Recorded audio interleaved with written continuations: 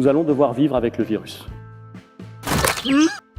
Les épidémies commencent, s'accélèrent, elles culminent, c'est le moment maximal de transmissibilité, et elles diminuent, et elles disparaissent, et on ne sait pas pourquoi.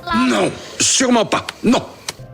Qu'aucun traitement n'a à ce jour démontré son efficacité. À partir de maintenant, je ne dois plus être le seul à connaître la formule de la potion. Les Chinois disaient, il y a d'un côté il y a la chloroquine, de l'autre côté la remdesivir, on va prendre la chloroquine parce que c'est pas toxique, c'est pas cher et que c'est disponible, ce qui était un choix qui était raisonnable si on pensait qu'il fallait traiter les gens au début. Micro-sieste. Tu disais. Que nous sommes loin d'avoir atteint la fameuse immunité de groupe. Dis, vas-y mollo sur la frime quand même. Le fait qu'il faut 70% d'une population immunisée pour la contrôler non plus, c'est des chiffres entièrement virtuels. C'est atrocement humiliant.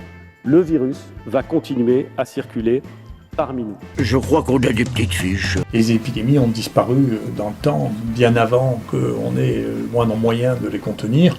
Elles disparaissaient quand même. L'humanité est morte d'aucune épidémie, c'est comme ça. Ouais, bon. On peut espérer que le virus disparaisse de lui-même. Petite fichette maison. Les épisodes épidémiques, c'est comme ça. Vous savez, ça existait le temps de la variole, le temps de la rougeole. Il y avait des épidémies, puis ça arrêtait. L'épidémie s'arrêtait.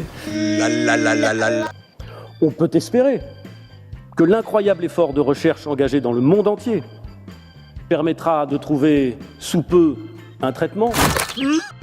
La chloroquine, c'est des médicaments incroyablement utilisés. Il suffisait de s'adresser à n'importe quel médecin pour savoir que le plaquenil est anodin et qu'on donne ça aux gens. Tout ça, c'est disponible pour les gens qui regardent un peu les données, la littérature, les encyclopédies.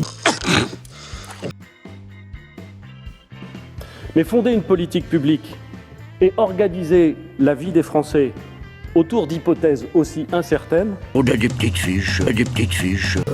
Il y a 25 000 personnes qui sont venues se faire détecter ici. On a suivi à peu près 4 000 patients ici infectés. C'est ce qui en fait encore une fois une des plus grosses séries mondiales. Pour les médicaments, on a fait à peu près 1400 dosages d'hydroxychloroquine et 500 d'azithromycine. Parce que nous voulons éviter une deuxième vague. Vas-y mollo sur la frime. Donc l'histoire de rebond, c'est une fantaisie qui a été inventée à partir de la grippe espagnole, qui a commencé l'été.